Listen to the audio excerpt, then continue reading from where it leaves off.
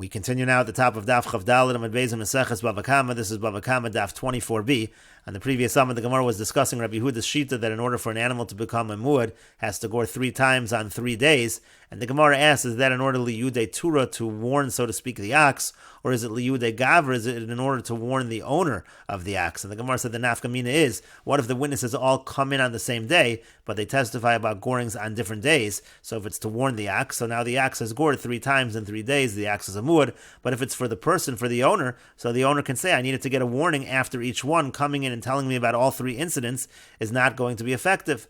And so the Gemara tried to bring a proof to this from a brisa. The brisa is discussing a case where you have a situation of 3 different sets of witnesses that are brought in, each testifying about a different goring that this animal did. And so the brisa says that in terms of the particular goring that they're talking about, so they're all independent witnesses, but in terms of hazama, let's say they all add up in order to make it that on the 3rd time you have to pay nezek shalem. So on that added payment, that added half payment on the last time, that is minhu aliyah, so they're really all one set of witnesses, so you have to falsify all of them in order for them to have to get the kasher zaman payment, and that they have to pay that last half because they're all combining for that last extra half that the owner is obligated to pay.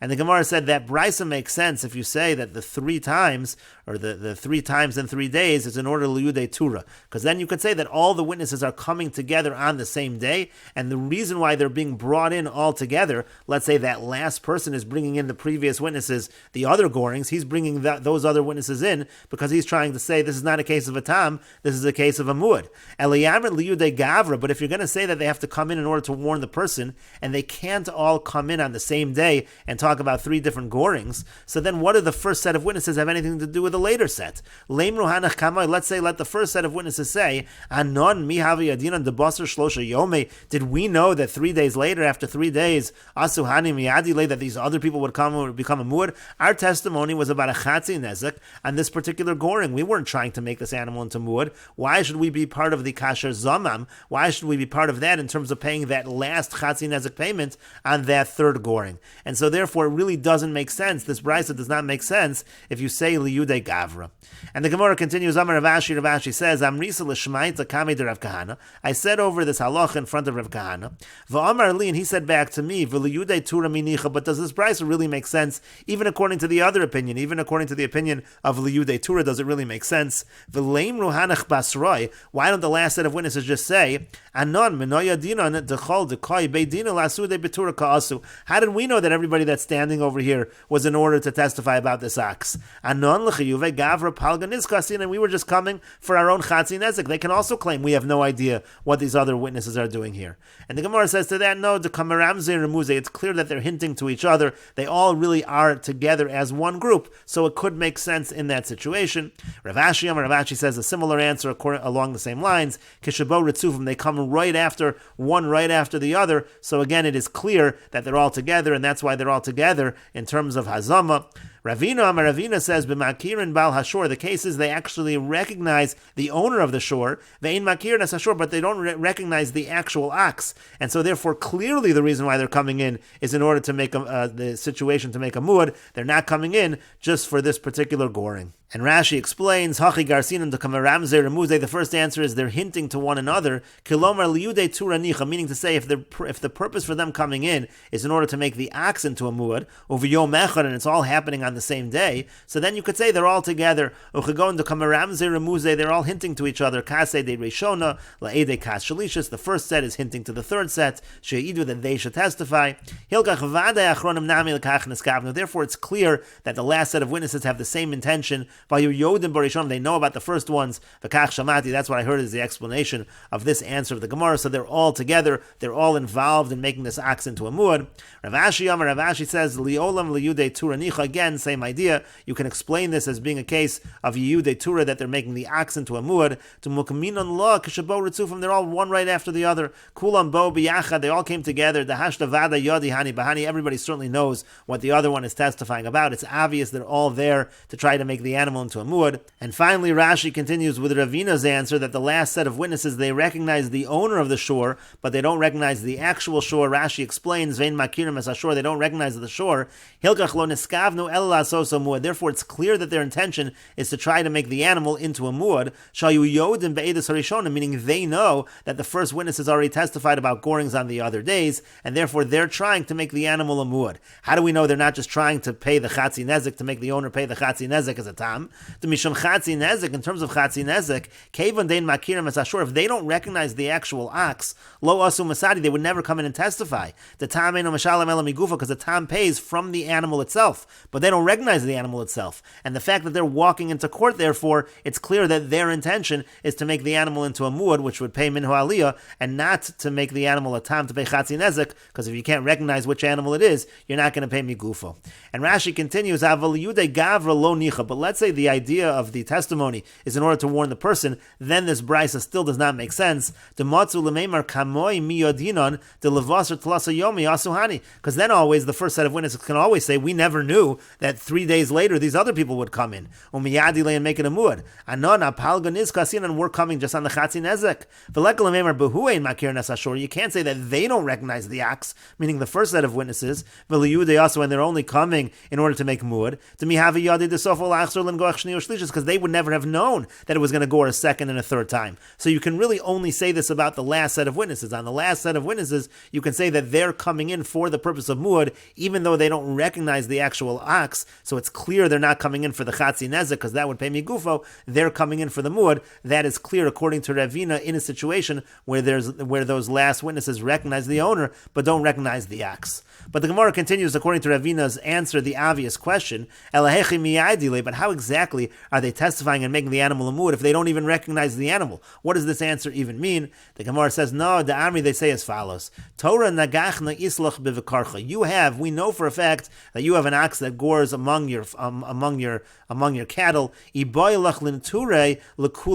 So you really have to watch the entire set of cattle. And Tosfos here ask the obvious question, Vim Tomer, if you're going to ask, if the witnesses don't recognize the actual ox, maybe the one that gored the first time is not the same animal that gored the second and third time. So how are they coming in and testifying that you have to watch all of your cattle because you have a muad over here? How do you know it's the same animal? And Tosfos say to that, you could answer as follows, it could be after all of the testimony happened, at that time they didn't recognize, but then they were able to recognize. They recognized the one that did all of the goring, so they were able, after the fact, to establish which animal it was. And the Gemara continues, they had the following question, let's say a person incites the dog of his friend against another friend, meaning it's not actually his dog that he's inciting. Mahu, what's the halacha? The Gemara says the person who's doing the inciting, he's for sure pater. But Baal Kelev, when it comes to the owner of the dog, what's the halacha? Do we say that he can say to him, what exactly did I do wrong? It was the other person that incited my dog. Or maybe we say to him, since you know that your dog is the kind of dog that can be incited, you shouldn't keep such a dog. And the Gemara says, Amar Rabbi Zeir says, Tashma, come in here, a proof from our Mishnah. V'tam, it said in our Mishnah, what's considered a tam? That it's a case where the children can play with it and it doesn't gore. It sounds like if the children would cause it to gore, so the owner would be chayiv. So you see, even though somebody else incited the animal, the owner is chayiv. The Gemara says, Amar Abaya says, Mikotani naga chayiv. Does it say that if they incited the animal to gore chayiv?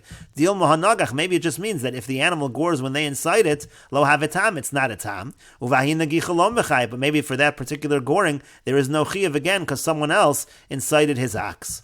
And the Gemara continues, Tashma, come in here, a proof. This is the same Mishnah we quoted earlier from Sanhedrin. Shisa boas hakelev, shisa boas hanachash. If he incites a dog against him, or he incites a snake against him, pater, he's pater. My love, doesn't it mean to say pater mishasa v'chayiv al kelev? Again, the same idea. It means that the person inciting is pater, but the owner of the dog is chayiv. The Gemara says not necessarily. Lo, no, ema pater af mishasa. Maybe what it means is even the person doing the inciting is pater, but the owner of the dog might be pater as well. And the Gemara continues, Amar Rava, Rava says, Im timtza lomar hamishasa kalbo shel chaver bechaver chayev. If you're going to say that a person who incites the dog of his friend against his friend, let's say you assume chayev in that case, but still shiseyuhu biatzmo pater. If he incites the dog against himself, so the owner of the dog would certainly be pater. My time, what's the reason? Kol hamishanu ba'achar v'shina bo, because anyone who himself acts strangely and then someone else acts strangely with him, so pater in that case, we're going to say pater.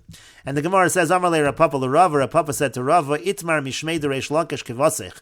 Reish Lakish said something similar to you. The Amar Reish Lakish, because Reish Lakish said, Shtei paros b'Rishos Harabim, if you have two cows in Rishos Harabim, Achas revutza v'achas malechas, one is crouching, which is a strange thing to do, and the other one is walking, Uboata malechas b'revutza, and the one that's walking kicks the one that's crouching, Pitura, so in that case we say, it's pater, Revutza b'malechas, but if the crouching one kicks the one that's walking, chayevis, then it's chayev. So it's the same idea. The reason why the walking one is pater is because the revutza is acting strange. So when the mahalechas acts strange in response, that's not considered something that creates a chiyuv. And the same thing over here in this situation where the person incites the dog against himself, so he's acting strange. Therefore, the owner of the dog is not going to be responsible.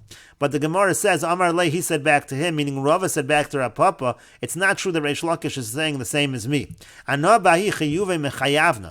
case, I actually would say, I would disagree. I would say he is going to be chayiv, meaning the one that is walking kicks the one that is crouching, actually would be chayiv. Because we say to him, Ki islach reshusa l'siguye alai levuute bi leslach reshusa. You have permission to walk on me. I'm crouching, and one cow has permission, so to speak, to walk over the other cow. But to actually kick the other cow, that would not be allowed, and so therefore Rava is essentially arguing, I would not agree with Reish Lakish, I would not apply the exemption in that particular situation. And Rashi says, Kalbo shel chaver b'chaver, again the case is you incite the dog, the person incites the dog of his friend against somebody else, Levi hamishasa kelev Ruvain b'Shimon, Levi incites the dog of Ruvain against Shimon, so he said Vadai pater, in terms of the person doing the inciting, there's no doubt about that, that person is certainly pater, de grama b'nizakanu, that's called a grama, he's just indirectly causing the damage, is certainly going to be pater. And then the Gemara said, Shiseu ba'atzmo, even if you're going to say the owner of the dog is chayiv in the case of incitement when someone else incites his dog, but if the person incites against himself, Shanashach hakelev es hameshasa ba'al hakelev pater. If the dog bites the person who's doing the inciting, the owner of the dog would certainly be pater. And the Gemara continues with the Mishnah, Shor hamazik b'reshus hanizik ketzad. What's the case of a shor that damages in the property of the nizik, in the property of the one that is being damaged? Nogaf, noshach, rovatz, bot b'reshus harabim. If the animal gores or pushes or bites or crouches or kicks in Rishos Harabim, these are all strange behaviors. They're toldos of Keren. Mishalim chatzi nezik, then the payment is going to be half damage, as we've said earlier. But Rishos HaNizik, now if this happens, this kind of behavior in the Rishos HaNizik, in the property of the Nizik, so then we have a machlokas tanoim. Rabbi Tarfon Omer Nezik Shalim. Rabbi Tarfon says the payment is going to be Nezik Shalim, even though it's a told of Keren, but since it happens in the Rishos HaNizik, Rabbi Tarfon says it's the full payment. The Chachamim Omer, and the Chachamim say, chatzi nezik, it's going to be a payment of half damages. Amar lahem Rabbi Tarfon says to them, to the Chachamim, he argues as follows. Uma b'makom shehekel al hashein v'al regel b'rishos harabim shu pater. If by shein and regel we're in rishos harabim, we're very lenient and we say pater. Hechmer alein b'rishos hanizik l'shalim nezek shalim, but we say shein and regel in the rishos hanizik is nezek shalim is the full amount. So makom shehechmer al keren b'rishos harabim l'shalim chatzi nezek. So then by keren we're in rishos harabim, we are machmer and we say you're not totally pater. You have to pay chatzi nezek. Eino din shenachmer Allah b'rishos hanizik l'shalim nezek shalim. Isn't it logical to say that we should be strict also in the rishos hanizik by keren and say that the payment is nezek shalim? Amru lo, so they said back to him, to Rabbi Tarfon, Dayo lovim and adin lios kanidon. If you're learning something out, you can't go further than what you're learning it from.